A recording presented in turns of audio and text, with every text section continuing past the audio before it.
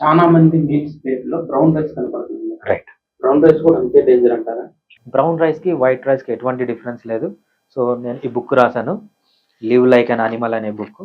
So, ఈ బుక్‌లో ఏముంటుందంటే మెయిన్‌గా ఏ ఫుడ్‌లో ఎంతెంత పర్సెంటేజ్ కార్బోహైడ్రేట్ అనేది అని ఉంటుందన్నమాట.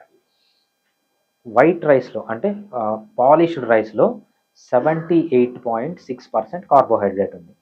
అదే బ్రౌన్ రైస్‌లో 76 పాయింట్ సంథింగ్ ఉంది. Just 2% different.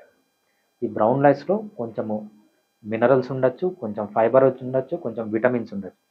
బ్రౌన్ రైస్‌లో ఉండే కార్బోహైడ్రేట్ చేసే చెడు ముందు దీంట్లో ఉన్న మంచి చాలా తక్కువ.